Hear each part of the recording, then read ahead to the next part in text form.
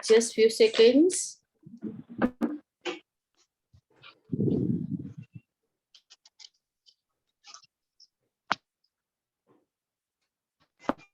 Welcome Kalindi ji, welcome Darsha Kikani ji. I welcome you all. So it is 8:35 and let us start with the session. Hello and good evening, dear friends and family. Once again, Ailina Doshi welcome you all on the 91st program from the platform of Let's Grow Together.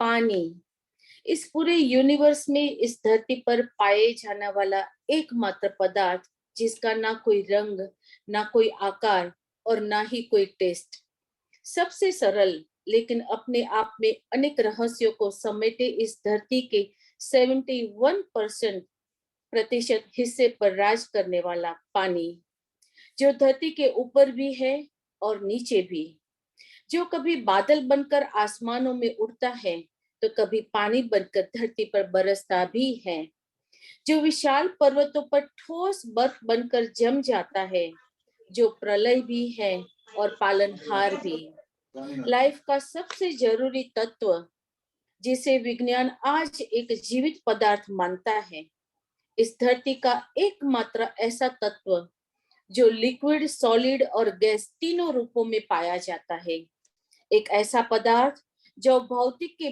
मूलभूत सिद्धांतों को challenge करता है।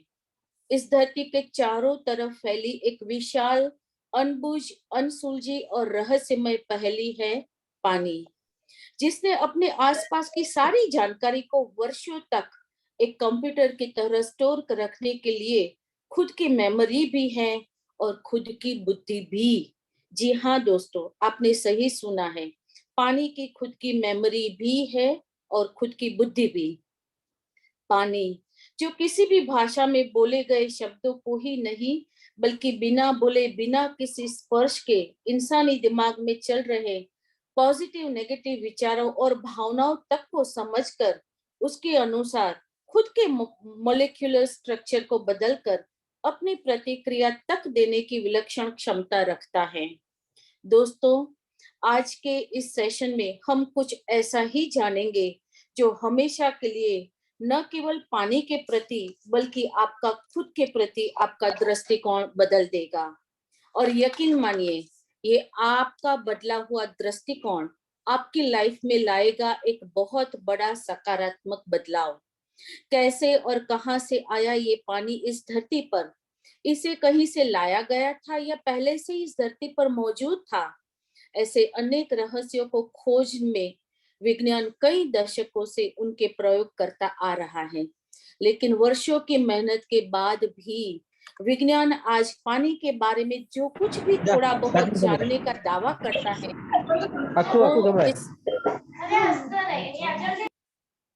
वो इस पानी के अनसुलझे विशालता के आगे केवल एक शुरुआत मात्र है। तो चलिए पानी के बारे में ऐसी ही कुछ दिलचस्प बातें जानेंगे हम हमारे आज के स्पीकर मिस्टर विशाल मेहता जी से।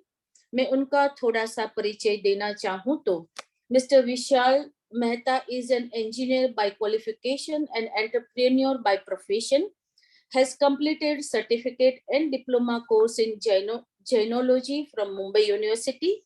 He is a co-founder of a research-based social sector startup organizations researching on disruptive technologies for preventing environmental noise pollution, restoration of polluted water bodies, and fixing carbon emission through farming of selective mop crops, which can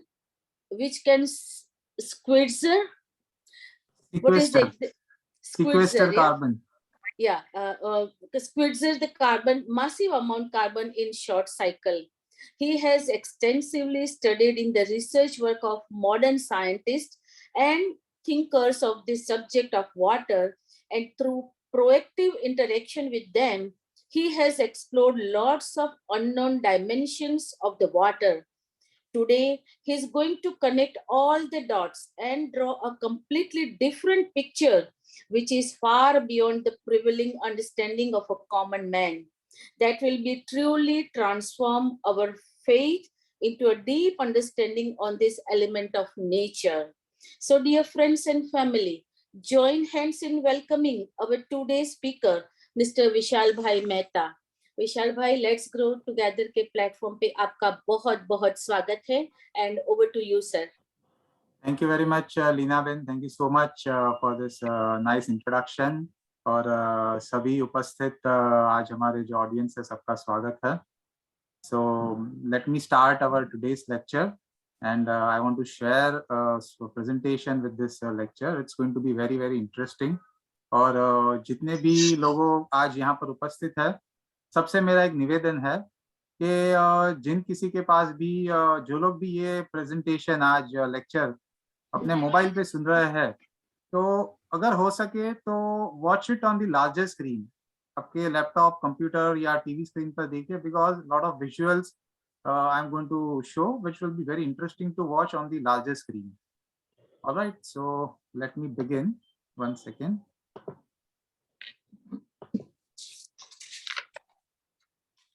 Can you see the screen? Yes, yes. So this is our topic, a new water as a new paradigm of life.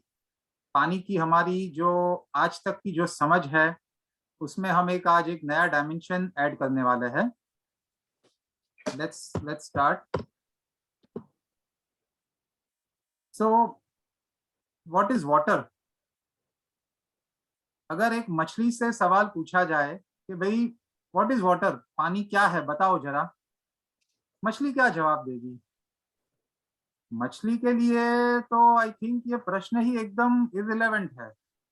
उसने पूरी जिंदगी अपनी पानी में ही बिताई है. उसका जन्म, मृत्यु, पूरा उसका जीवन पानी के अंदर गया है. बट फिर भी उसने कभी भी अपने अस्तित्व को पानी से अलग करके कभी देखा ही नहीं है. पानी तो उसके लिए तो ये प्रश्न ही, मतलब भले वो पूरा आसपास पानी ही पानी है, but she will never be able to answer this very basic question which it has been surrounded all throughout her life. So same is the case with all of us. हमारी जो अंडरस्टैंडिंग है पानी के बारे में, हमारा भी शरीर लगभग 70-75% पानी से बना है. हमारी आसपास का जो पर्यावरण है, पृथ्वी है, उसके ऊपर भी nearly 70% of that is covered with water. But still what we know about water is very very little, and today we will see that what are the new research which has happened in this domain of the water. So this presentation mainly ये 3 भाग में ये divide किया गया है. We will try to understand that through the research of modern science. पिछले एक शतक में, पिछले 100-125 साल में कुछ scientist and thinkers, I would not call them scientist क्योंकि मेन स्ट्रीम साइंस ने उसको साइंटिस्ट का दर्जा नहीं दिया है, but they were really the original thinkers. उन्होंने इस सब्जेक्ट में एक नई समझ को पेश किया है, and which leads us to believe that water exhibits the characteristics of a living entity. हमें इस बात की तरफ वो इशारा करता है कि पानी एक सजीव तत्व है. जैसे मनुष्य हो या वनस्पति है या प्राणी है, पशु पक्षी है, वैसे ये भी एक लिविंग एंटिटी है. अब लिविंग एंटिटी है तो उसके कुछ लक्षण होने चाहिए. उसका जन्म मृत्यु कैसा होता है, उसका एक उसके शरीर का स्ट्रक्चर, उसका एक एनाटॉमी कैसा है, या उसमें एक चेतना किस प्रकार से निर्माण होती है, किस प्रकार से वो चेतना विसर्जित होती है. वो संवेदनाओं के प्रति कैसे रिस्पॉन्ड करता है अपने आसपास के एनवायरनमेंट के साथ। तो हम ये कुछ एट्रीब्यूट्स एक एक हमें लीड करते हैं। हम देखो आज यहाँ पे कोई ऐसा क्लेम नहीं पेश करेंगे कि भाई ये यही सच है, but then if we can connect all this dots, तो फिर मतलब इसी तरफ इशारा हो रहा है। तो this is what we will understand in this lecture. तो हम सबसे पहले शुरुआत करते हैं with the understanding of water structure. एक पानी का जो बंधारण है उसके बारे में एक जापानीज साइंटिस्ट ने पिछले लगभग समझिए 50 साल पहले काफी कुछ ऑब्जर्वेशन हमें प्रस्तुत किए थे। उनका नाम था डॉक्टर मसारू इमोटो। आई थिंक इसके बारे में आप पिछले लेक्चर जो में भी मैंने कहीं देखा था कि किसी ने इसके बारे में थोड़ा प्रेजेंटेशन दिया था, but we will extend that knowledge today. उन्होंने क्या कहा, उन्होंने क्या ऑब्जर्वेशन हमें प्रस्तुत किया। उन्होंने कहा कि पानी जो है वो अपना जो असली स्वभाव है वो जब अपने सॉलिड फॉर्म में, बर्फ के फॉर्म में, क्रिस्टल आइस आइस फॉर्म में जब वो आ जाता है, that is when it shows it's true nature. ठीक है, तभी वो एक एक आप बर्फ को देखिए, it looks like a crystal, जैसे एक डायमंड का क्रिस्टल कैसे होता है, एक स्फटिक कैसे होता है। तो उसी तरह से वो जब वो फॉर्म में होता है तब आप उसके सही पहचान आप पानी की आप कर सकते हो कि वो पानी एक्चुअल में क्या है। उसने इसके ऊपर एक किताब लिखी है जिसमें उसके सारे रिसर्च का कंपाइलेशन है। इस किताब का नाम है हिडन मैसेजेस इन वाटर। बहुत इंटरेस्टिंग ये किताब है। और उन्होंने कुछ प्रिलिमिनरी एक्सपेरिमेंट्स किए, तो उसका संक्षिप्त में हम देखते हैं। उन्होंने क्या किया, उन्होंने देखा कि आप पानी को अगर आप चाहे कोई शब्दों से, आवाज या ध्वनि से, या इवन एक आपके विचारों से, एक इंटेंशन भी एक्सप्रेस करके आप पानी को प्रभावित कर सकते हो। You can influence that water. And जब आप पानी को इस तरह से प्रभावित करते हो, मान लीजिए आपने एक पानी का ग्लास है और इसको आपने कहा भाई you know I love you, या आई केयर फॉर यू, या कोई भी प्रकार की कुछ कहा नहीं, बस just you expressed a feeling, एक कोई आपने इसको ग्रेटिट्यूड की भावना या कोई भी एक एक इमोशन से आपने उसको एक्सपोज किया, तब पानी के अंदर इस प्रकार का एक ऑर्गेनाइज्ड एक पैटर्न, एक मॉलिक्यूलर फॉर्मेशन तैयार होता है। It is very pleasing, aesthetically pleasing. I mean whether pleasing और distorted, it depends on your intention और the vibration which you have produced. अगर आपने कुछ अच्छी भावना पैदा करी है, अच्छे कोई शब्द आपने पानी के साथ, you have spoken good words with the water, तब वो फॉर्मेशन जो होता है, अब उसके उसके सॉलिड स्टेट में when U turn it into ice and when you watch it under the microscope, तब आपको इस प्रकार का ऐसी एक पैटर्न अंदर से दिखाई देती है। और जब आप आपने कोई कोई नेगेटिव शब्द या ऐसी कोई भावना आपने उसको पानी को दे दी, जैसे you scare me, you are ugly, मैं तुझे खत्म कर दूंगा, मैं तुझे मार दूंगा, कोई भी ऐसे ऐसे नेगेटिव वाइब्रेशन जो पैदा करे, ऐसे कोई चीजों से आपने प्रभावित किया, तब वो एक कंप्लीटली डिस्कनेक्टेड, एकदम एकदम डिस्टॉर्टेड ये फॉर्मेशन बन जाता है। It is not very orderly formation. देखिए जैसे पानी को सामने रख करके एक प्रेयर आपने बोल दी, उसने एक प्रयोग किया, उसमें बुद्धिस्ट प्रेयर उन्होंने बोली, then and then he froze that water, turned it into ice। तो उसको उसने देखा कि भाई पानी जो दिख रहा है अभी, बर्फ जो दिख रहा है, ice, it looks like this hexagon, beautiful, एक क्रिस्टल के जैसा।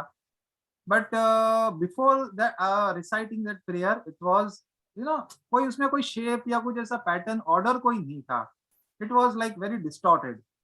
सेम ऐसे थैंक यू कहा या love appreciation, it showed very beautiful image, but when he said I will kill you, एक नेगेटिव वेरी हाई पिच भावना, ऐसे कोई शब्द, शब्द तो छोड़िए, इवन पानी के ग्लास पे आपने एक स्टिकर लगा दिया जिसपे आपने कोई ऐसे नेगेटिव शब्द लिख दिए, दैट यू आर अगली, तुम बदसूरत हो, तब भी वो प्रभावित हो जाता है और ऐसे प्रयोग किए और वहां पर पाया कि भाई इस टाइप की एकदम डिस्टॉर्टेड इमेज है। इसका अर्थ क्या है? इसका अर्थ यह है, उसका कहना ये था डॉक्टर मसारू इमोटो का, कि water is sensitive to this unique vibrational pattern which is emitted by us by the surrounding environment, और वो उसको कैप्चर करता है। It mirrors that outside environment, वो आपको वो एक रिफ्लेक्शन दिखाता है। और इवन जो आप शब्द नहीं भी बोलते हो, तो वो शब्द भी आपने अगर भावना से व्यक्त किए हैं आपके एक फीलिंग के माध्यम से, तब भी वो उसकी जो एक वाइब्रेटरी सिग्नेचर है वो पानी के ऊपर वो छोड़ देता है। अब ये तो देखिए, ये तो एक ऑब्जर्वेशन हो गया, वेरी प्रिलिमिनरी ऑब्जर्वेशन। इसके पीछे का रहस्य क्या है? मतलब ऐसा कैसे पानी, वो तो पानी है बेसिकली, वो तो आप केमिस्ट्री की लैंग्वेज में कहे तो water is what it is, H2O, दो हाइड्रोजन एटम एक ऑक्सीजन एटम के साथ मिलकर के एक मॉलिक्यूलर बॉन्ड बनाते हैं, and that is what is the water. आपने उसमें कुछ मिलाया नहीं है, कुछ और तो कुछ किया नहीं है। But then how come you see this different shape? उसके पीछे का क्या रहस्य है? तो उसको समझना पड़ेगा। अच्छा, sorry, before before we go to that part, एक प्रयोग उसने किया। उसने क्या किया, पानी को ही exposed it to the electromagnetic field. Microwave oven के अंदर पानी को गर्म किया। अब आप सब लोग जानते हैं कि electromagnetic field is very damaging. अगर हमारे ऊपर भी वो रेडिएशन अगर आता है शरीर पे, तो शरीर हमारा डैमेज होता है, सेल हमारे बॉडी के डैमेज होते हैं। तो उसने क्या किया, पानी को माइक्रोवेव में डाल दिया, एक गिलास पानी को, और एक गिलास पानी को ऐसे ही बाहर रख दिया, रॉ वाटर। ठीक है। अब वो जो बाहर रखा था ना पानी, उस पे उसने एक एक मान लीजिए खाली एक स्टिकर लगा दिया, लिख दिए उस पे, लव एंड ग्रेटिट्यूड। ठीक है। और फिर वो ग्लास को भी उसने माइक्रोवेव ओवन में डाल दिया। अब माइक्रोवेव ओवन में दो ग्लास है, एक के ऊपर ये शब्द लिखे हैं लव एंड ग्रेटिट्यूड, और दूसरे पर कुछ नहीं है, वो तो एक नॉर्मल एक ग्लास रख दिया है। अब उसने देखा कि जब वो पानी बाहर निकाला माइक्रोवेव से, and when he observed it under the microscope in that frozen state, crystal form में बुला करके, तो देखा कि जो जिसपे उसने लव एंड ग्रेटिट्यूड लिखे थे, जहां पर ऐसी भावना व्यक्त की थी वो पानी को, वहां पर तो वो again that it form that that complete crystal, orderly shape, organised pattern. But जहां पर कुछ था नहीं, वहां वो पूरा उसकी because of that electromagnetic field radiation के कारण वो पूरा डिफॉर्म हो गया, मतलब वो कोई पर्टिकुलर पैटर्न उभर के नहीं आई वहां पर। इसका अर्थ ये है कि this words love and gratitude made the water immune to the damaging effect of even this electromagnetic radiation। अगर हमारे शरीर का बंधारण, अगर हम कहते हैं कि 70% पानी से भरा पड़ा है, और अगर हम पानी पीने से पहले अगर ऐसी एक एक एक ग्रेटिट्यूड की फीलिंग के साथ हम पानी ग्रहण करते हैं, तो वही वाइब्रेशन इवन हमें भी ऐसे कोई भी एक्सटर्नल एनवायरनमेंट की जो हार्मफुल इफेक्ट है उससे हमको इम्यून बना देती है। That is what he could he could conclude from this experiment. अब ये जो अंदर क्रिस्टल स्ट्रक्चर इस प्रकार से फॉर्मेशन होता है, उसके पीछे का रहस्य क्या है? Because now that is our second next logical question which we need to ask. और उसने उसी के ऊपर आगे फर्दर रिसर्च किया कि भाई ये कारण क्या है। वो आई मीन पानी में उसने ऐसा कोई फिजिकल सब्सटेंस तो कोई ऐड नहीं किया, कोई केमिकल नहीं मिलाया है। It is only the words, expression, vibration, वही उसके आसपास उसको एक्सपोज किया है। तो इसका जवाब हमें ढूंढने के लिए we need to understand that water apart from its chemical structure, जो मैंने जैसे कहा कि chemical structure is very simple, all of us know, H2O, दो hydrogen atom combined with one oxygen atom. This is all we have been taught in our schools. But apart from that, we are not taught about the molecular structure and pattern. मतलब वो हर एक जगह पे ये चीज पढ़ाई नहीं जाती, सिखाई नहीं जाती है। तो पानी के अंदर एक एक प्रकार का क्रिस्टलाइन स्ट्रक्चर जिसको कहते हैं लिक्विड क्रिस्टलाइन स्ट्रक्चर, वो लिक्विड भी है और साथ में क्रिस्टल भी है।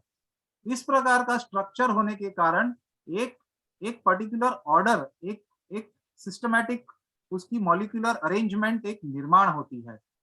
देखिए फर्क क्या है, एक पदार्थ और एक सेम मिनरल, वो जब उसके एटम अंदर उसके मॉलिक्यूल्स एक पर्टिकुलर अरेंजमेंट, एक शेप में, एक ऑर्डर में जब आ जाते हैं, तब वो वही सेम पदार्थ, same item, same same mineral, it turns into crystal.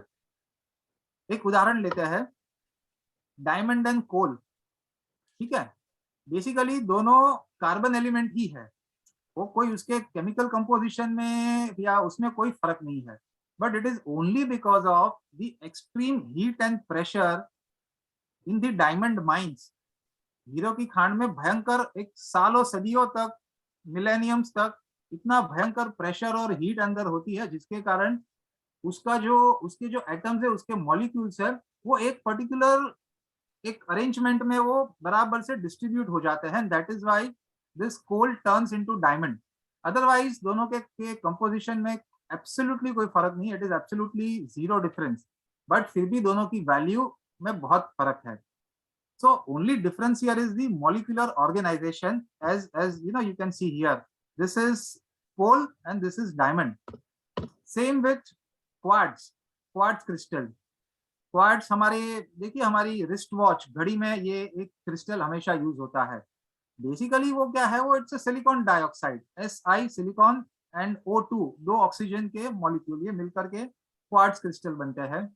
तो फर्क क्या है, क्वार्ट्स के पत्थर ये मिनरल फॉर्म में है और क्वार्ट्स के क्रिस्टल में, यही फर्क है, बाकी उसका केमिकल कंपोजिशन एब्सोल्युटली सेम है। यहाँ पर उसके जो जो मॉलिक्यूल्स है वो एकदम एक ऑर्डरली अरेंजमेंट में है, and because of this molecular arrangement उसकी प्रॉपर्टी में बहुत ही ड्रास्टिक डिफरेंस आ जाता है।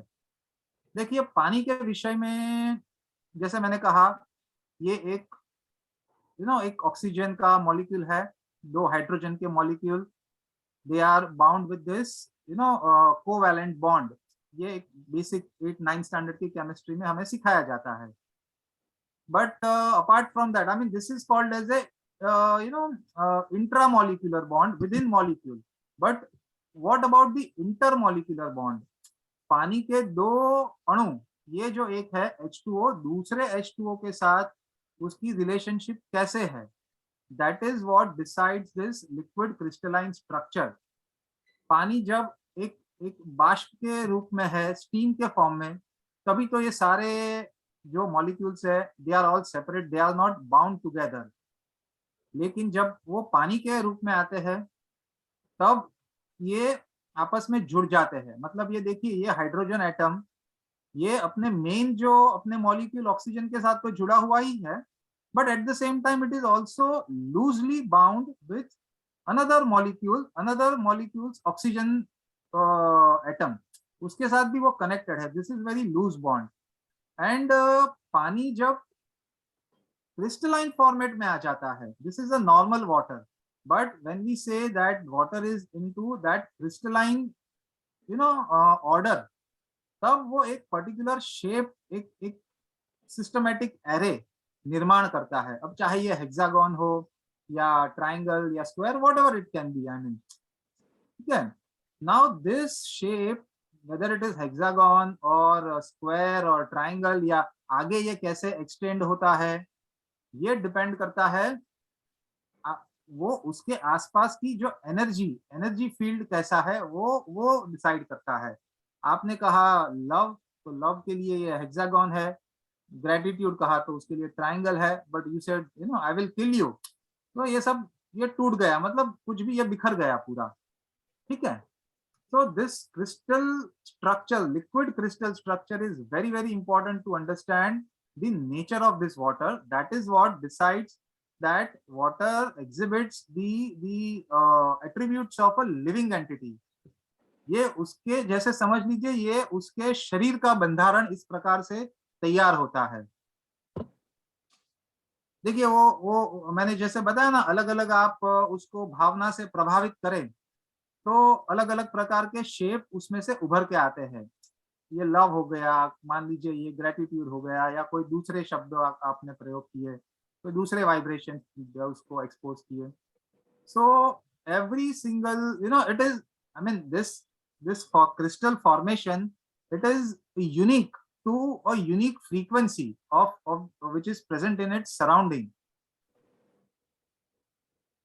ये जो उसका लिक्विड क्रिस्टल स्ट्रक्चर है, दैट रिपीटिंग मॉलिक्यूलर पैटर्न, ये अगर आप देखेंगे ना, if you draw parallel, it is same structure which we have in our mobile device, और या कोई भी हमारे कंप्यूटर स्क्रीन के जो एलसीडी है, लिक्विड क्रिस्टल डिस्प्ले, उसमें जो टेक्नोलॉजी है उसमें ये यही चीज का यूज होता है। उसमें भी वही इसी प्रकार के आर्टिफिशियल लिक्विड क्रिस्टल होते हैं। जब आप उसको एनर्जी देते हो, उसको पावर, उसको करंट मिलता है, तब वो प्रकाशित हो जाते हैं। And that is how you can I mean a picture एक आपके स्क्रीन पे उभर के आ जाता है। तो पानी भी यही same property, same characteristic exhibit करता है, ठीक है। एंड जैसे ये लिक्विड क्रिस्टल हमारे एलसीडी में, हमारे डिस्प्ले स्क्रीन में एक एक सिग्नल ट्रांसफर करते हैं, चित्र, इट इट इट मूव्स अलग अलग। आपने जैसे अलग अलग सिग्नल दिए तो कोई अलग शेप बन गया स्क्रीन पे, फिर दूसरे सिग्नल आए तो कुछ दूसरा पिक्चर आ गया। सेम वैसा ये पानी के साथ भी ऐसे ही होता है।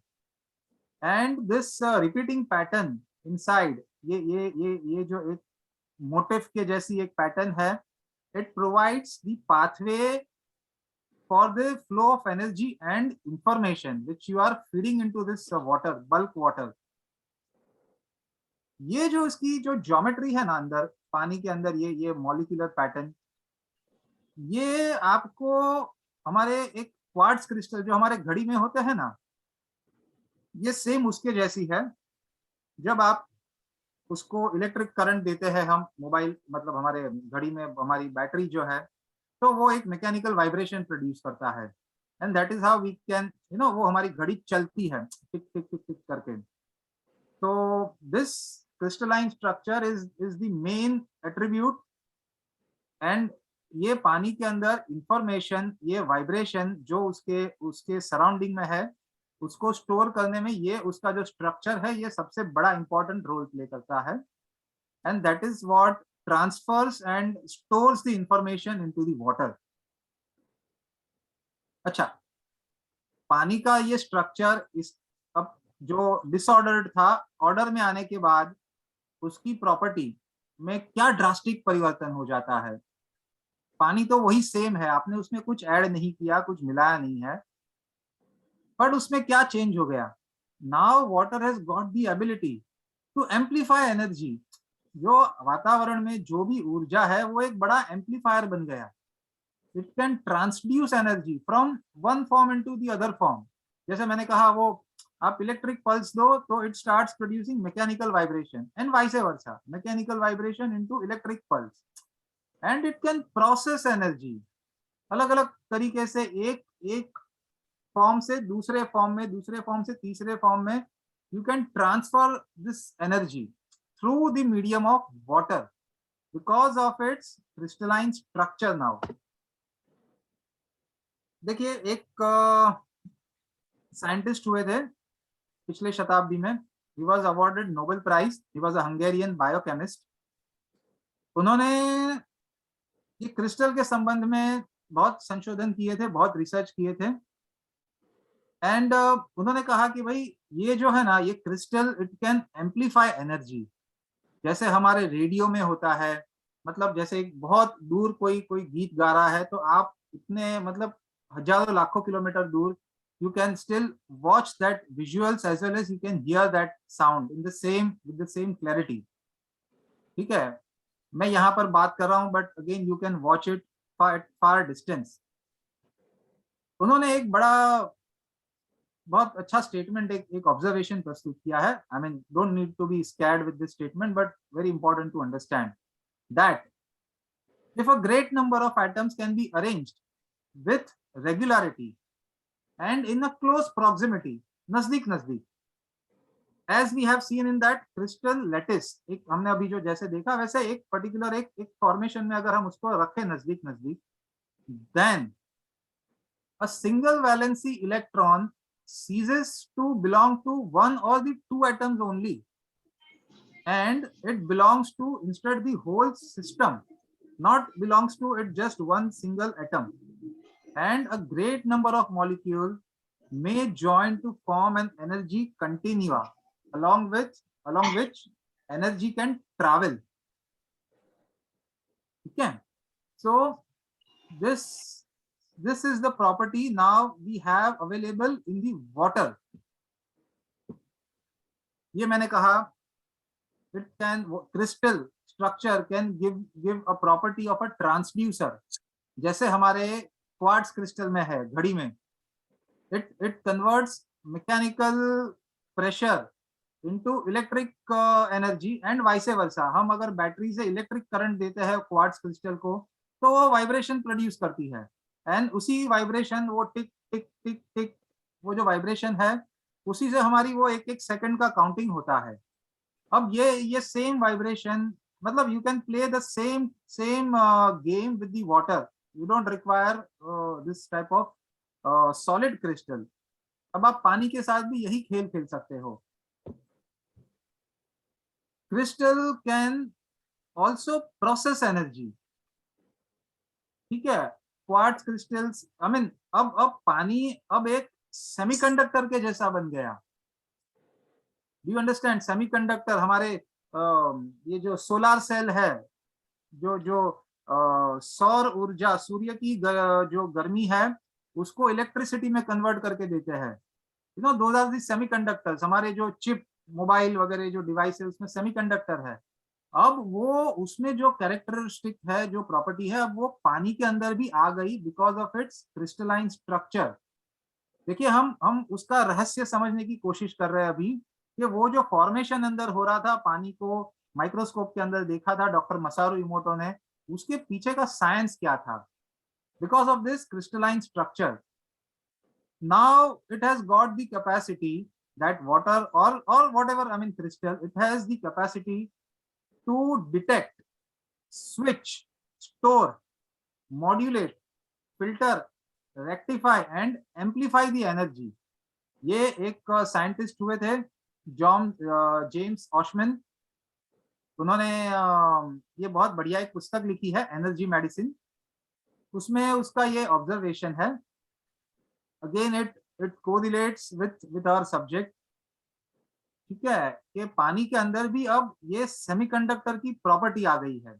Now you can program the water, and जैसा आप उसमें आप जिस प्रकार के वाइब्रेशन, जिस प्रकार की एनर्जी आप उसको आप देना चाहो वैसा आप दे सकते हो, और इनफैक्ट वो अब एम्पलीफाई भी करेगी. ठीक है, एक चीज हमें जानने की जरूरत है यहाँ पर. जैसे मैंने कहा कि ये एक पानी के अंदर आप जब भी उसको फ्रोजन फॉर्म में आइस बना करके आप ऑब्जर्व करते हो, you see this beautiful image, like you know when you express that feeling, और आप कुछ अच्छे शब्द बोलते हो, so you can see this beautiful image that is formed out of this array, चाहे वो हेक्सागन या कोई भी शेप बना हो. तो दो पानी के जो दो अणु है, दो molecules, they are bound with a bond which is known as hydrogen bond. See, we are not talking about this bond, this is the intramolecular bond, covalent bond है. हम इसकी बात नहीं कर रहे हैं, हम इसकी बात कर रहे हैं दो अणु कैसे जुड़े हुए हैं. This is very weak bond, ये बहुत कमजोर है. इसको आपने पानी को थोड़ी सी ऊर्जा दे दी ना, मान लीजिए पानी को आपने गर्म कर दिया, थोड़ा बॉईल कर दिया, तो ये बॉन्ड टूट जाता है. ये बॉन्ड नहीं टूटता, ये कभी नहीं टूटता, ये बहुत बहुत मुश्किल है. इसके लिए तो बहुत भयंकर ऊर्जा देनी पड़ती है पानी को, तो वो इतना आसानी से नहीं टूटता. बट ये काफी लूज है, ये आप तुरंत बना और आप उसको बिखेर भी सकते हो. So this bond is known as the hydrogen bond. Okay. What happens when you boil the water? ये जब गर्म करते हैं तो ये हीट एनर्जी है ना, तो वो उसके जो इंटरमॉलिक्यूलर बॉन्ड को वो तोड़ देती है, और हर एक मॉलिक्यूल को, मतलब वो पूरा जो उसका जो क्रिस्टलाइन स्ट्रक्चर था ना, अब वो चाहे कैसा भी हो, कोई ऑर्डर में हो या ना हो, या कोई डिस्टॉर्टेड ऑर्डर हो, कैसा भी रहने दो, वो उसको पूरा डिसमेंटल कर देती है। When you boil the water, when you provide that energy inside, तो वो सब बिखर जाते हैं और एक एक मॉलिक्यूल सेपरेट सेपरेट हो जाता है। तो it breaks that intermolecular force, not the intramolecular force. ठीक है, ये एक एक जो इसका कैरेक्टरिस्टिक है, ये समझना जरूरी है। और before we move on to the other attribute, ये देखो हमने अभी ये पानी के स्ट्रक्चर के बारे में समझा कि that structure, you know, that is one of the attribute which establishes that water is a living entity. अब we will go to the other part, we will explore the other dimension of the water, but before that हम एक example लेते हैं MRI machine का। हमारे आज के जो एमआरआई मशीन है, जो हमारे पूरे डायग्नोस्टिक, मेडिकल डायग्नोस्टिक में यूज होते हैं, they are basically based upon this same principle. It detects the quality of water in our body. हमारे शरीर में हम कहते हैं भाई लगभग 70% पानी है, बाकी और कुछ नहीं है। ठीक है, and the quality of the water, you no, it decides the physical health. ठीक है, so essentially what this MRI machine does is you know, it checks the quality of the water. वो उसको पूरा मैप करता है, हर एक शरीर के हर एक एक लोकेशन में, उसके हर एक टिश्यू में जाकर के उसको स्कैन करता है यूजिंग दिस, आई मीन ये टेक्निक को कहते हैं मैग्नेटिक रेजोनेंस इमेजिंग, एमआरआई। ठीक है, तो वो हमारे शरीर के पानी को ही वो स्कैन करता है।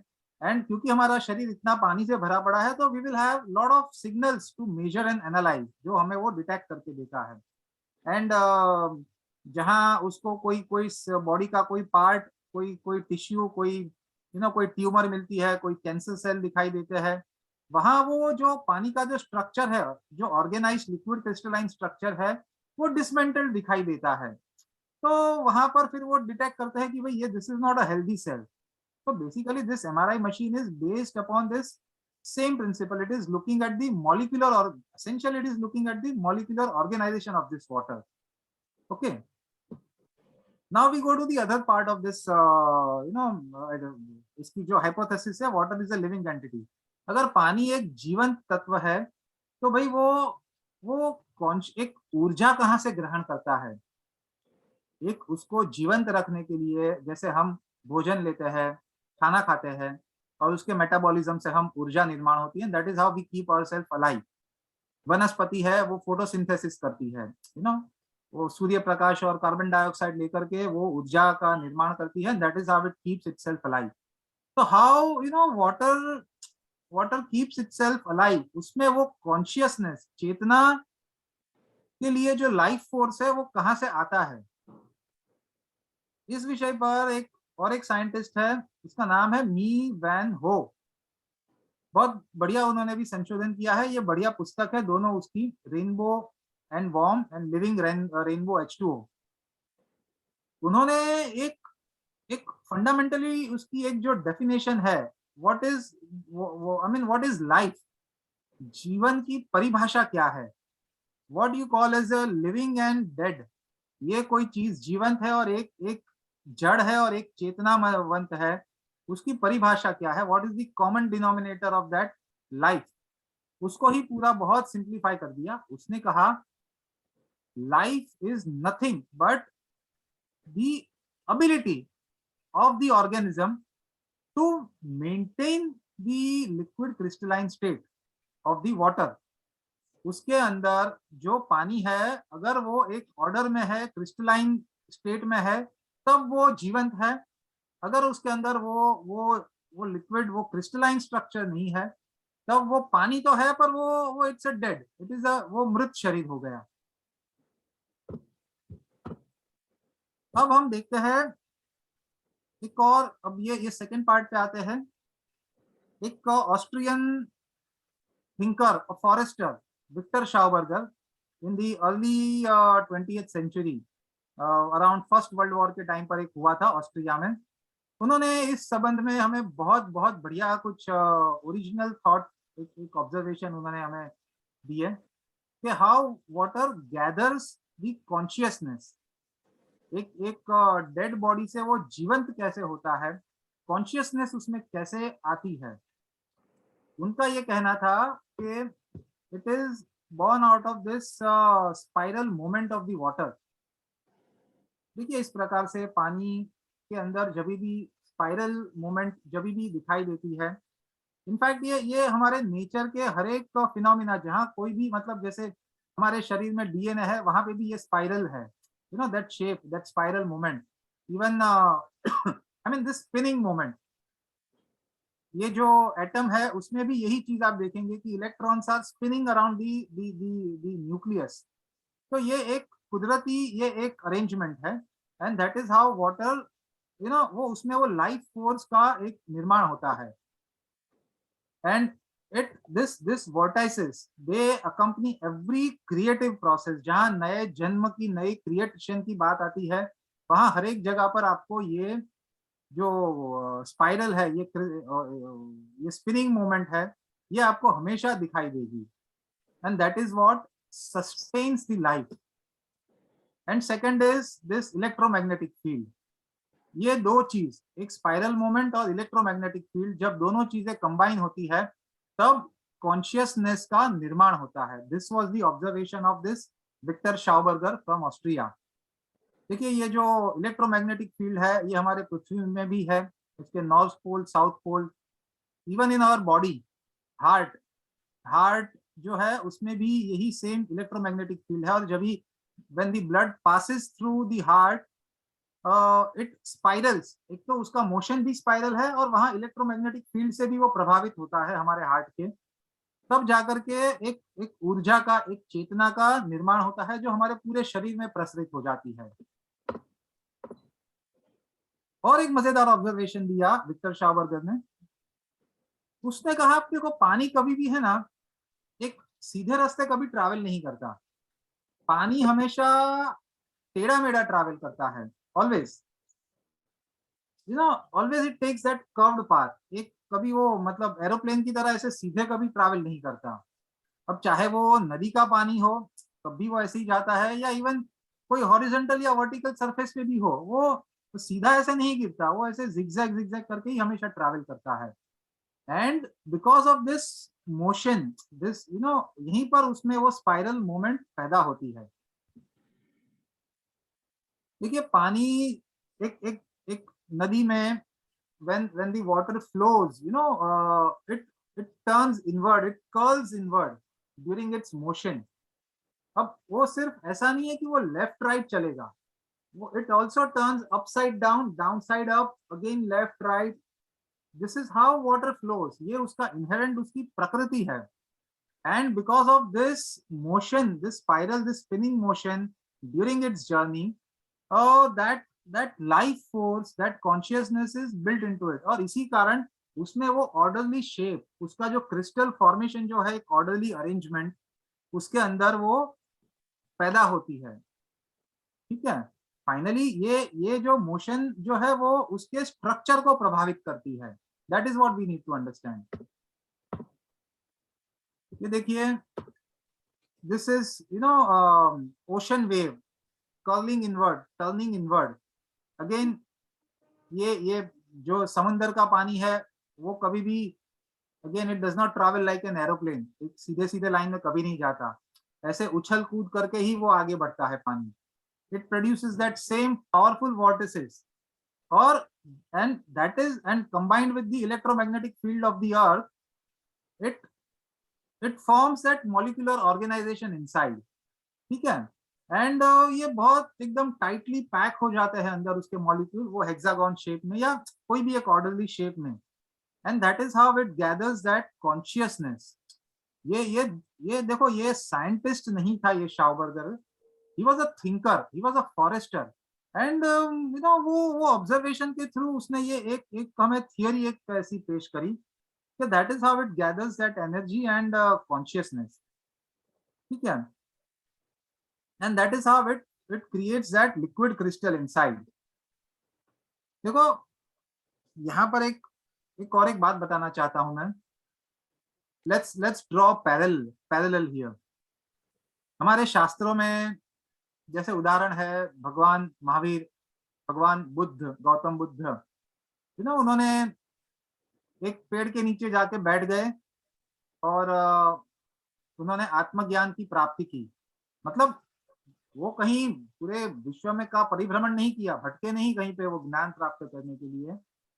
They did not go outward to for I mean seeking the knowledge.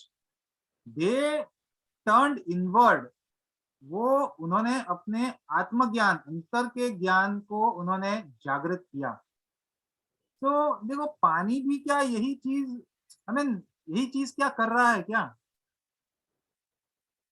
Can we draw any parallel what और दिस तीर्थंकर महावीर या बुद्ध ने जो काम किया, ये पानी भी क्या उसी प्रकार से बिहेव कर रहा है? It is also turning inward while producing the consciousness.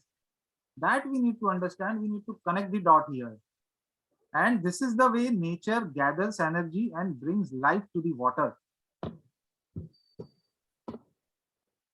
अब आज क्या होता है? आज जो है पानी हमारे पास आता है इस प्रकार से प्रेशराइज्ड पाइपलाइन के थ्रू आता है। ये पानी का स्वभाव नहीं है। Water does not travel naturally in this format.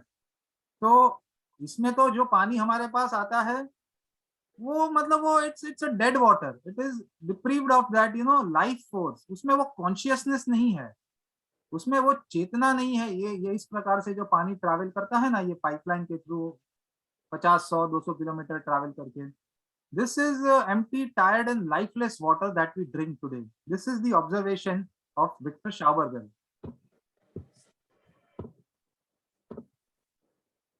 देखो मैंने यहाँ पर बात करी इनवर्ड मोशन। पानी एक अपने आप एक अपने सेंटर की तरफ जाता है। It is called as a centripetal motion, and the motion which goes away from the center outward expanding motion is called as centrifugal motion. जब कोई बॉम्ब का विस्फोट होता है ना, energy is thrown out, it is explosion, it is deconstructive energy. Nature uses that for decomposition, explosion, outward expanding energy. But implosion, turning inward, gathering, pooling, organizing. See, this is the process of, this is the creative process of the nature. This inwinding or implosive energy, ये जो है पानी के अंदर ये जो होती है, that is when it is accompanied by this centripetal motion turning inside to the center. और यहाँ डिस्ट्रक्टिव एनर्जी, जैसे मैंने कहा कि इट इज टर्निंग आउटवर्ड, ये पूरा डिस्ट्रक्शन डीकंस्ट्रक्शन की बात है, एक्सप्लोजन की बात है। तो this is a difference that we need to understand.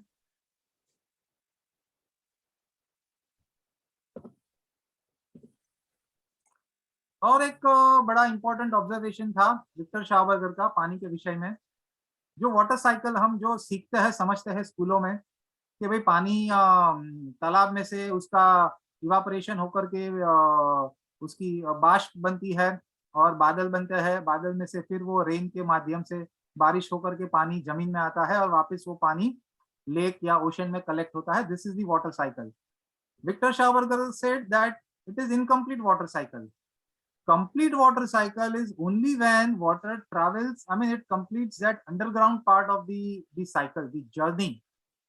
पानी जब जमीन के अंदर दाखिल होता है और फिर वहां से उभरता है in form of a spring water, अंदर से जब निकलता है, that is when it completes the water cycle.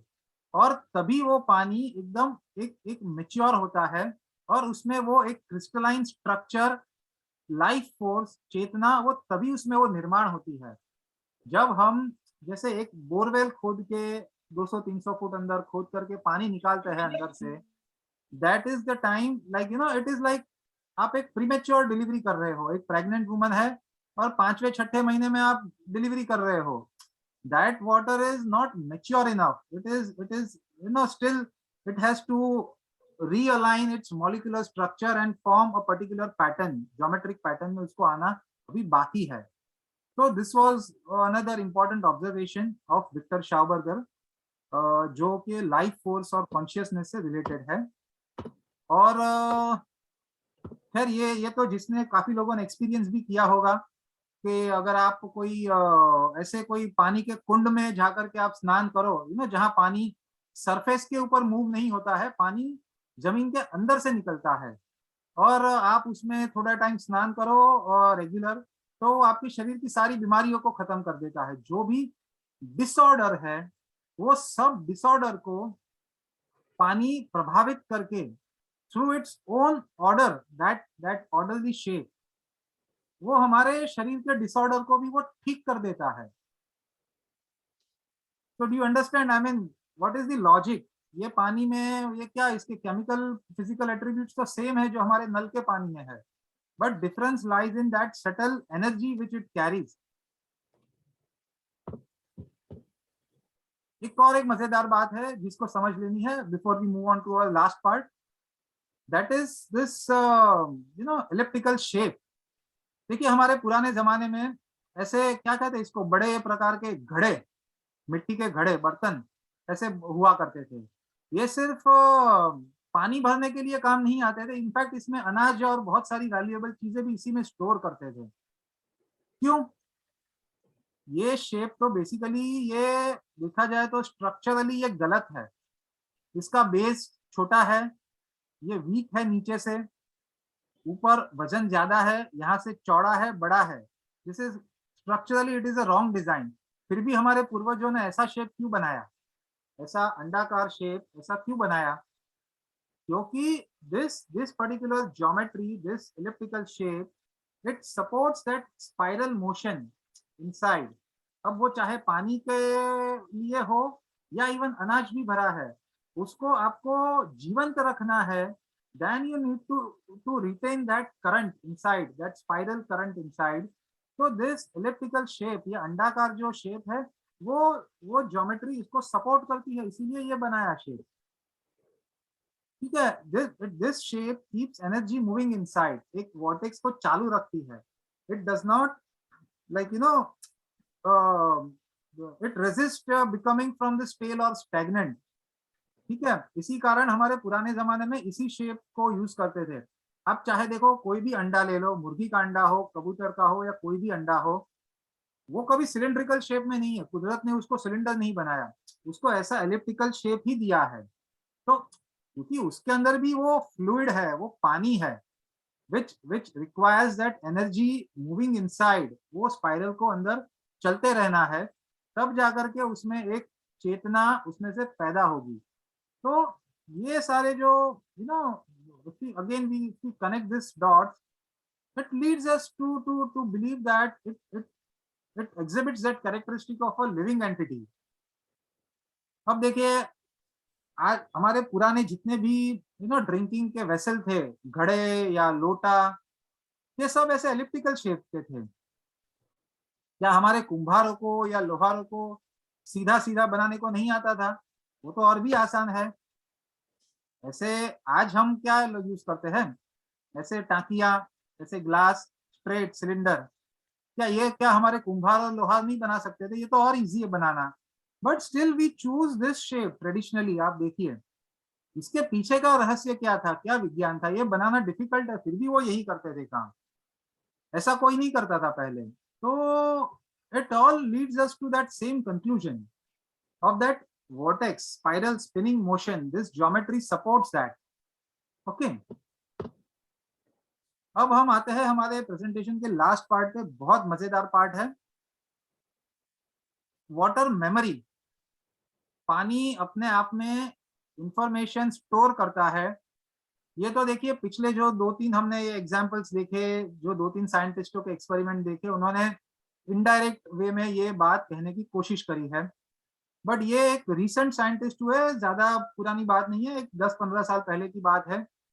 उन्होंने जो प्रयोग किया उसने एकदम ही दूध का दूध पानी का पानी कर दिया, without any iota of doubt. He proved that water can retain memory of whatever information is fed into that water. ठीक है, he was a French virologist, basically a French virologist, इसका नाम था look Montagnier.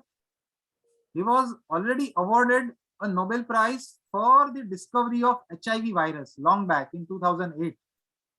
And in 2011, he carried out this experiment, which is known as a DNA teleportation, to prove that water has the ability to retain the information by holding the vibratory signature, vibratory pattern of that substance. ठीक है, ये hypothesis को उसने DNA teleportation करके उसको साबित किया। ये डीएनए टेलीपोर्टेशन क्या है हम समझते हैं इसको, but this was one of the biggest discovery of this current time. But फिर भी ये कहीं पे मतलब कोई मेन स्ट्रीम मीडिया ने या कहीं पे भी इन्होंने इसको इतना मतलब हाईलाइट नहीं किया है। But it is very very beautiful experiment. YouTube पे इसका एक पूरा वीडियो अवेलेबल है and I recommend everyone who is interested to watch this video. इसमें इसने क्या किया, चलो वो बाद में समझेंगे, पहले ये डीएनए टेलीपोर्टेशन जरा टर्मिनोलॉजी को क्लियर कर लेते हैं quickly. What is teleportation? See teleportation एक it's a hypothetical phenomena. Science fiction के जो फिल्में होती है ना, साइंस फिक्शन की लिटरेचर, उसमें ऐसा बताया जाता है। बेसिकली क्या है, इसमें एक कोई भी पदार्थ एक जगह से दूसरी जगह पे फिजिकल ट्रैवल किए बिना ही अगर चले जाए उसको कहते हैं टेलीपोर्टेशन। अगर आपने एक पिज्जा ऑर्डर करना है, आपने डोमिनोज पिज्जा को आपने फोन करके ऑर्डर किया, वो कहता है 30 मिनट में मैं आपके घर पे डिलीवरी करूंगा। नहीं, ऐसा नहीं। अब वो कहेगा मैं आपको 3 मिनट में आपको डिलीवर करता हूं ओवर अ व्हाट्सएप। वो अपने किचन में पिज्जा बनाएगा, उसका फोटो क्लिक करेगा, उसकी एक डिजिटल फाइल बनेगी कोई, तो that he will send it via WhatsApp और email. And using that digital file, आप मान लीजिए एक ऐसा कोई डिवाइस है आपके घर पे, एक प्रिंटर है, 3D प्रिंटर है मान लीजिए, कि जिसमें आपने वो फाइल रन करी and you reconstitute that pizza with that same recipe, same ingredient, ऐसा ही गर्मा गर्म पिज्जा वही सेम टाइप का आपने तैयार कर दिया in next another 2-3 minute. This is called as a teleportation. Material actual travel नहीं किया है, बट फिर भी यू कुड रिप्रोड्यूस दैट, वो वहां पर आपने उसको पैदा कर दिया। ये साइंस फिक्शन की एक बात होती है, ये कल्पना की एक बात है, इसको अभी तक प्रैक्टिकली किसी ने करके नहीं देखा। But this scientist Luc Montagnier, he could do it with the water. बहुत बड़ी बात है। उसने पीसीआर, पॉलीमरेज चेन रिएक्शन, उसके द्वारा डीएनए सीक्वेंस को उसने सिंथेसाइज किया। DNA sequence is the basic genetic material of any living substance, ठीक है। और पीसीआर आजकल सब लोग जानते हैं, आरटीपीसीआर। हम कोरोना के युग में है, हर एक ने, मेरे ख्याल से कोई ऐसा यहाँ पर नहीं होगा जिसने आरटीपीसीआर नहीं करवाया होगा। That is nothing but that same PCR is polymerase chain reaction. हम वो भी जरा एक संक्षिप्त में देख लेते हैं कि व्हाट इज पीसीआर, ठीक है। PCR is a chain reaction process. अगर आपको कोरोना हुआ है तो क्या होता है, आपके घर पे वो कोई लेबोरेटरी से आकर के आपके गले में से एक फ्लूइड निकाल के लेके जाते हैं, का थूक हो या नेजल फ्लूइड, और उसको वो माइक्रोस्कोप के नीचे देखते हैं कि भाई इसमें कोरोना वायरस वो उसके डीएनए है कि नहीं। मतलब they try to detect the genetic material of corona virus. But वो इतना आसान नहीं है, वो इतना सूक्ष्म है, इतना सूक्ष्म है वायरस कि 1 करोड़ अगर वाटर मॉलिक्यूल है तो उसमें कोरोना का वायरस या कोई भी जो भी आप उसमें ढूंढ रहे, कोरोना हो या एचआईवी वायरस, जो भी ढूंढना चाहते हैं, जिसका भी डीएनए आप ढूंढना चाहते हैं, वो उसमें 0.001% भी नहीं होगा। तो even by the most powerful microscope you cannot detect just I mean observing that fluid from your throat under microscope. आपको उसकी क्वांटिटी को एम्पलीफाई करना पड़ेगा। तो पीसीआर में, पॉलीमरेज चेन रिएक्शन में यही काम होता है। It produces millions of copies of that specific DNA sequence. जैसे कोरोना वायरस अगर आपके गले में है तो वो थूक को माइक्रोस्कोप में रखने से पहले उसमें उसकी करोड़ों अब्जों कॉपी उसमें बना लेते हैं, उसको एम्पलीफाई करते हैं और फिर उसको माइक्रोस्कोप के नीचे देखते हैं और फिर पता चलता है कि इसमें वायरस मौजूद है या नहीं है। उसकी संख्या इंपॉर्टेंट नहीं है, वो है या नहीं है। अगर वो है मतलब आपको कोरोना हुआ है, वो नहीं है मतलब उसमें वो ओरिजिनल वो मॉलिक्यूल वो डीएनए वो था ही नहीं, ठीक है। अगर होता तो वो उसने अपनी कॉपी बना ली होती। तो this is the PCR test, basically PCR test, that is how it works. अब ये साइंटिस्ट ने क्या प्रयोग किया, ये समझने की जरूर बात है, बहुत इंपॉर्टेंट है। जैसे उन्होंने पानी के अंदर सबसे पहले तो, उस जमाने में कोरोना नहीं था, HIV था, उसने HIV वायरस इन्फ्यूज किया आर्टिफिशियली, मैन्युअली, ठीक है। फिर उसको कई बार उसको डाइल्यूट किया। डाइल्यूट किया मतलब कैसे, जैसे ये एक टेस्ट ट्यूब है, उसमें सिर्फ एक बूंद, मान लीजिए जैसे वो एक छोटा सा एक HIV वायरस का ट्रेस उसने अंदर, एक कॉपी उसकी DNA की अंदर इंफ्यूज करी। टेस्ट ट्यूब को बहुत ऐसे शेक कर दिया, पूरा घुल मिला दिया। फिर वो टेस्ट ट्यूब में से सिर्फ एक बूंद पानी निकाला दूसरे टेस्ट ट्यूब में, जिसमें कुछ भी नहीं है, it is pure distilled water, उसमें इसकी एक बूंद डाल दी, मतलब अब वो डाइल्यूट हो गया। फिर वापस तीसरी टेस्ट ट्यूब ली, उसमें भी ऐसे ही वो सेकेंड वाली टेस्ट ट्यूब से एक बूंद निकाल के तीसरे में डाल दी, फिर चौथे पांचवे, ऐसे करते करते मतलब कई बार डाइल्यूट करते गए। अब इससे हुआ क्या कि जो ओरिजिनल वायरस उसने इंफ्यूज किया था पानी के अंदर सबसे पहले टेस्ट ट्यूब में, वो आगे के सब्सिक्वेंट टेस्ट ट्यूब में उसके प्रेजेंस की जो संभावना है उसको लगभग खत्म कर दिया।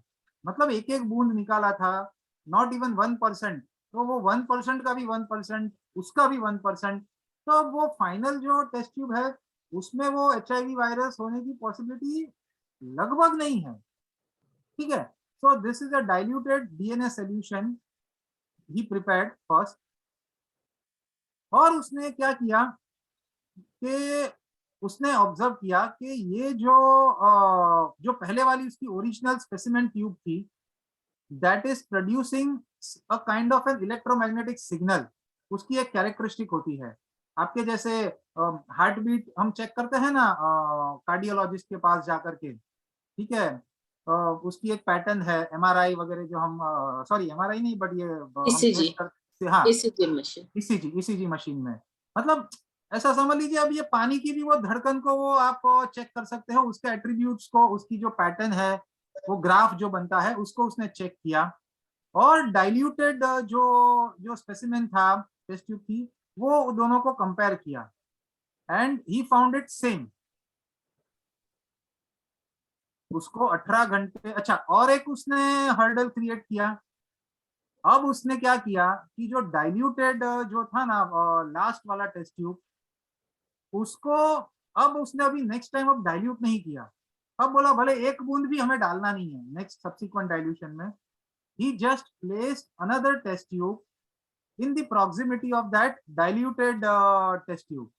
उसको सिर्फ बाजू में रखा, मतलब आप समझिए सिंपल भाषा में कि इसकी धड़कन को इसने सुना, इसमें एक्चुअल फिजिकल कुछ मिलाया नहीं है। And only because of that influence of this electromagnetic signal emitted by this same DNA signal, DNA molecule, यहाँ से भी 18 घंटे के बाद सेम कैरेक्टरिस्टिक्स के सिग्नल एमिट होने लगे। दोनों की धड़कन, दोनों पानी की धड़कन, दोनों की वाइब्रेशन लगभग वो सेम हो गई। That is what he observe. आप देखिए कितने सारे हर्डल क्रिएट किए हैं with respect to this original specimen, still he produced that same pattern. अच्छा, it does not end with this, अभी तो आगे और बाकी है। अब तो see you have to match the fingerprint exactly.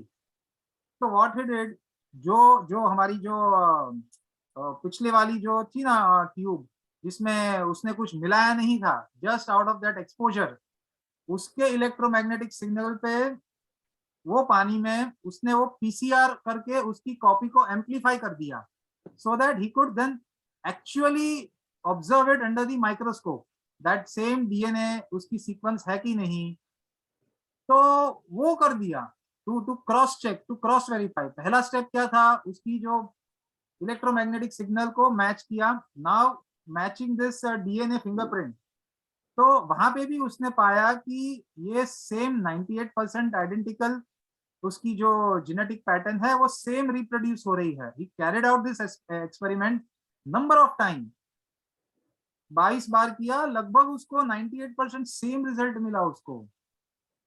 और अब मजेदार बात देखिए, सबसे लास्ट पार्ट, टेलीपोर्टेशन वाला, एक जगह से दूसरी जगह विदाउट एक्चुअली ट्रैवलिंग। उसने क्या किया, जो इलेक्ट्रोमैग्नेटिक सिग्नल, वो जो रेडिए वाइब्रेट हो रही थी, उन्होंने क्या किया, एक माइक्रोफोन रख दिया, वेरी सेंसिटिव सूक्ष्म microphone, and he captured that sound, जो जो वो एमिट हो रहा था ना। एक मान लीजिए जैसे एक म्यूजिक फाइल, MP3 फाइल एक उसकी बना दी, डिजिटल फाइल, उसने अपने कंप्यूटर में वो स्टोर कर ली, and then he transferred that digital file through email to his some other laboratory। मान लीजिए यहाँ पर उसने रिकॉर्ड किया है अपने लंदन के लेबोरेटरी में, वो डिजिटल फाइल उसने ईमेल के थ्रू अपने पेरिस के लेबोरेटरी में ट्रांसफर कर दी, और यहाँ पर वो पूरा प्रयोग उसने रिवर्स फॉर्मेट में किया। उसने वहां पर अभी माइक्रोफोन के जगह स्पीकर का यूज किया, और वो सेम साउंड वाइब्रेशन, साउंड नहीं है वो, it is called as electromagnetic vibration, but उसने वो सेम वाइब्रेशन प्रोड्यूस किए, and then he exposed a specimen of water to that vibration, and again he carried out that same PCR test here to, and he could successfully produce that same DNA sequence here, which was there in this laboratory, जो original, जो उसने जहां पर constitute किया था। मतलब मैंने यहाँ पर छींक खाई, मुझे कोरोना हुआ है, और आपने मेरा वीडियो यूएस में बैठे हुए आज देख रहे हैं, and just by watching my video you got infected with the coronavirus। so it is as good as that। ये प्रैक्टिकल किया हुआ एक्सपेरिमेंट है, दिस इज नॉट हाइपोथेसिस।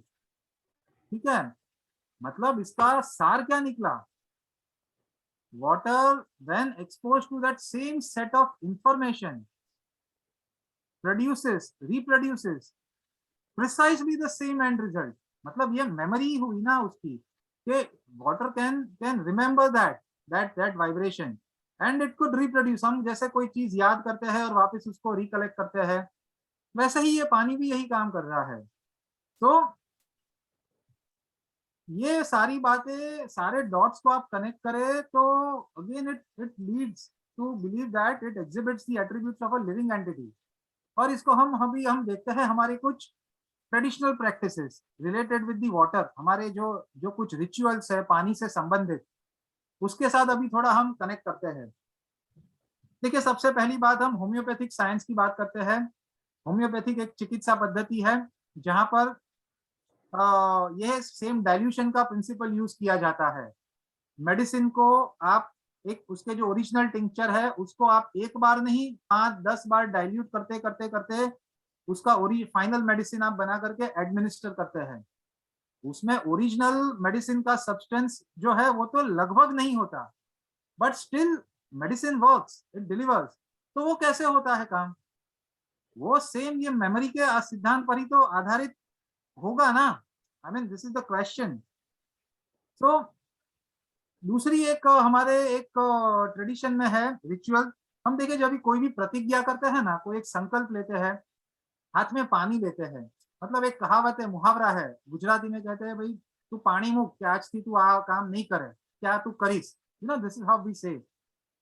तो सी, आप basically what you are doing is that you are programming the water, and then that water is programming your own self, your existence complete। क्योंकि आपका जो अस्तित्व है वो भी तो पूरा मतलब 70% पानी है। तो you are taking help of this characteristic of the water.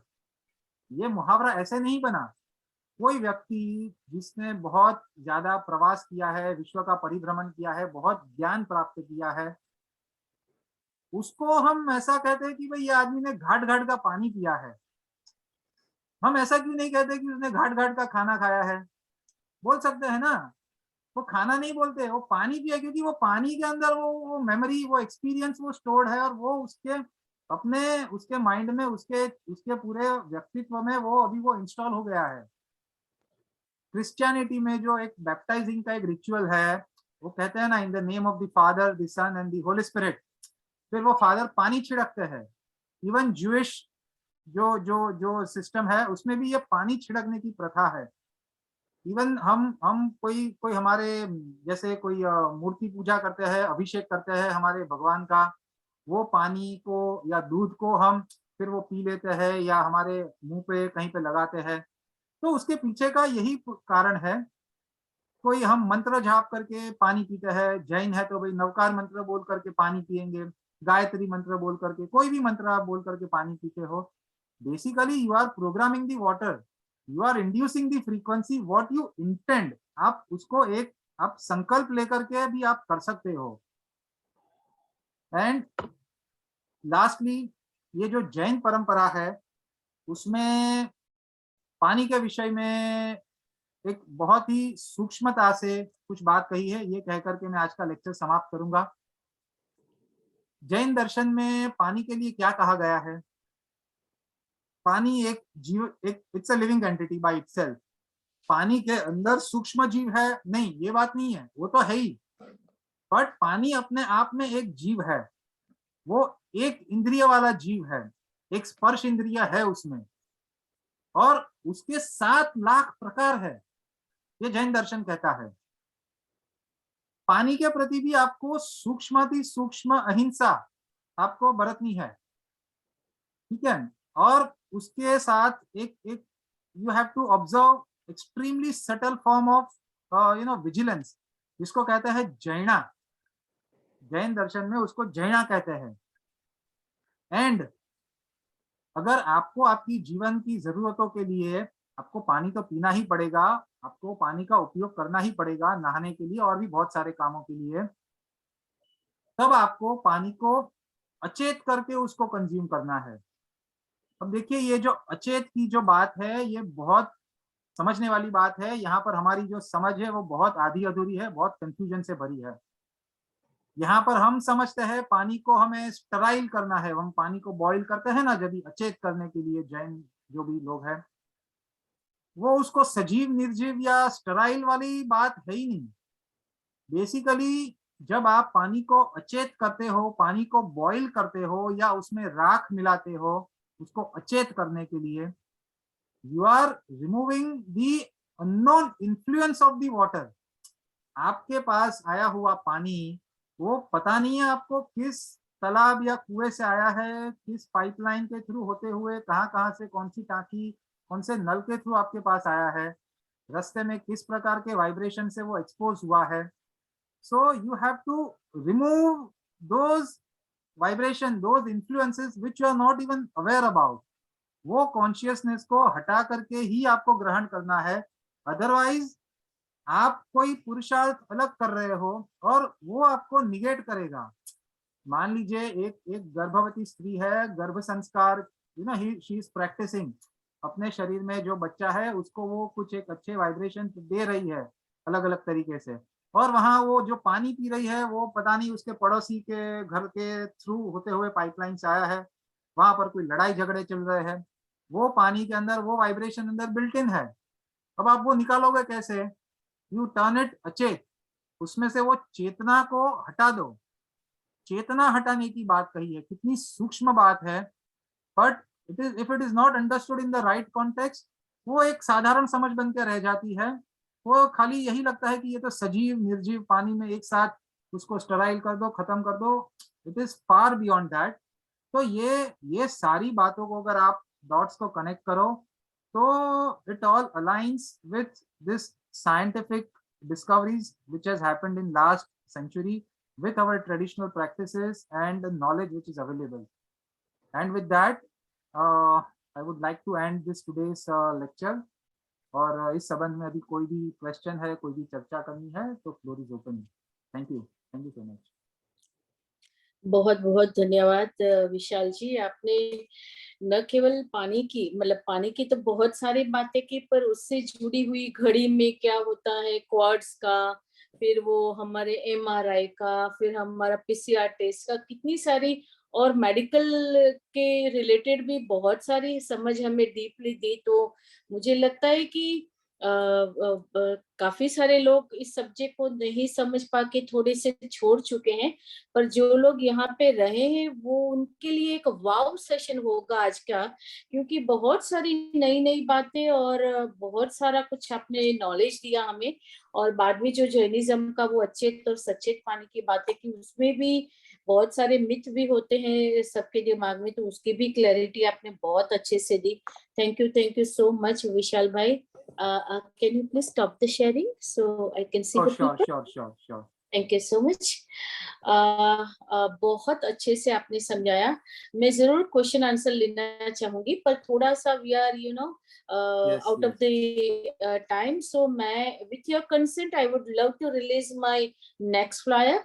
उसको एक बार रिलीज करके फिर अपने Sure. क्वेश्चन आंसर लेते हैं। Please. So thank you so much Vishal भाई, and here is the next flyer.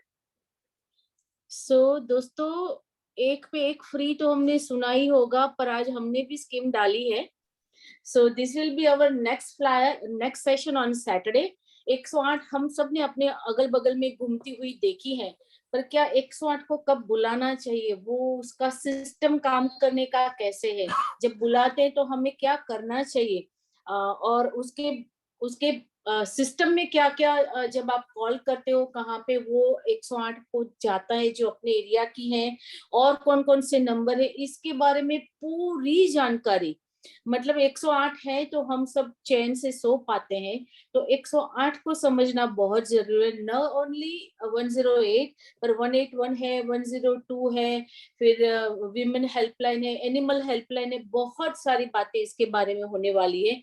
मैं समझ रही हूँ कि इस सेशन में आप प्लीज अपने सभी लोगों को जोड़िए, क्योंकि बहुत सारा क्लैरिटी 108 एम्बुलेंस के बारे में मिलने वाली है।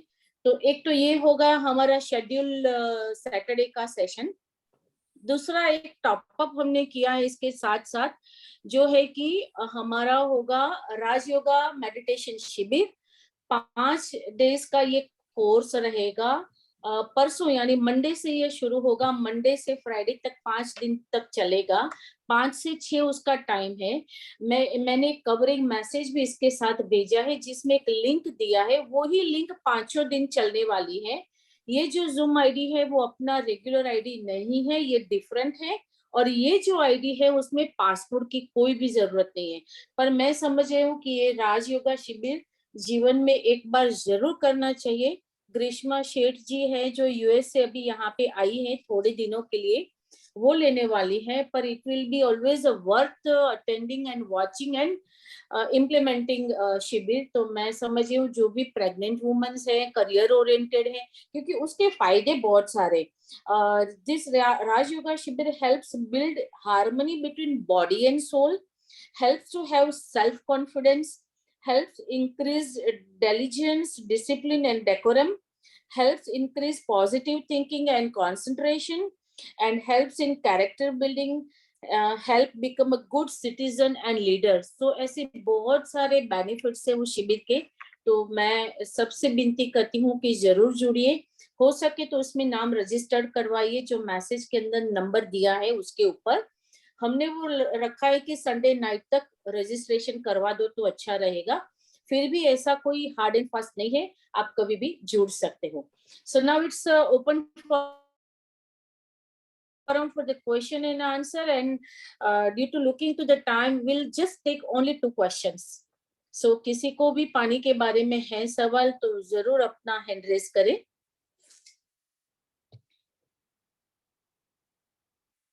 मुझे तो ये सुन के इतना अच्छा लगा कि पानी के पास वो मैग्नेटिक कैरेक्टरिस्टिक है, पानी के पास वो मेमोरी है।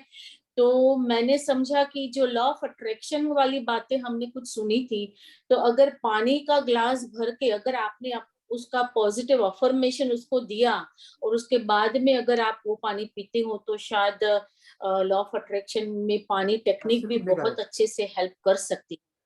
हमारे इसमें जी एक रिचुअल है, अभिमंत्रित जल को आप ग्रहण करिए। अगर आपको कोई तकलीफ है, कोई बीमारी है, तो बहुत सारे हमारे पुराने ऋषि, आयुर्वेदाचार्य कहे या हमारे कोई साधु महाराज, वो आपको कोई भी चीज ऐसे मंत्रित करके देते हैं। अब मंत्रित करके देते हैं ना, इट्स ऑल मिस्टिक एक्सपीरियंस, हमको समझ में नहीं आता, but basically it is storing that vibration pattern inside, और वो आपके बायोफिजिक्स को, शरीर के जो बायोफिजिक्स है, जो शरीर के जो वाइब्रेशन है, आपको उसको रिस्टोर करना है।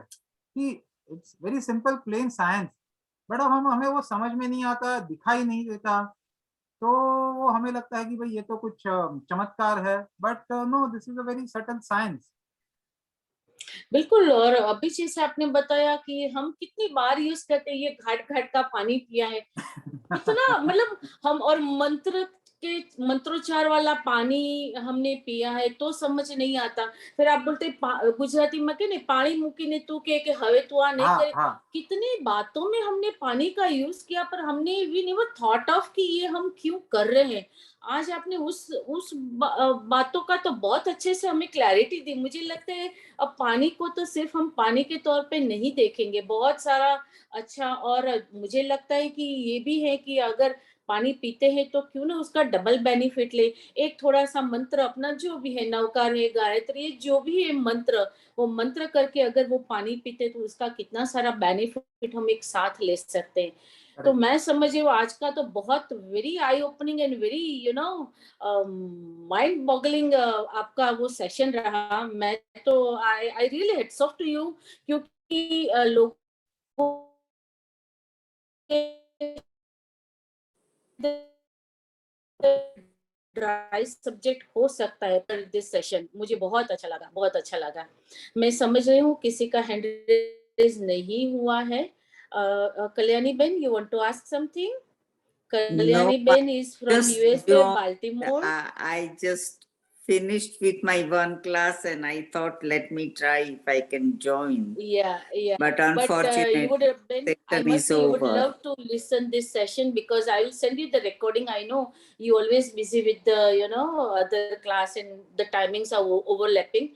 पर मैं रिकॉर्डिंग भेजूंगी, ये जरूर Okay, जरूर सुनने thank वाली you. बात है। जी Thank जी you. जी। Thank you. Vishal ji, Thank thank you so much once again from the bottom you of my heart. so much. आपने बहुत एनलाइटन किया हमें पानी के बारे में, जो जिनके बिना हम जी नहीं सकते हैं, वो जीवन का अमृत है, पर जिसकी कितनी सारी बातें हम जान नहीं पा रहे थे। सो thank you so much and thank you everyone for joining today's session. Thank you everyone. See you on next Saturday. Till then, stay safe, stay healthy. Thank you everyone. Good night. Thank you. Have a good day. Thank you. Yeah, and good day to you, ma'am. Actually, it's snowing here. Yeah. Yeah. Thank you. Thank you. Okay. Bye bye.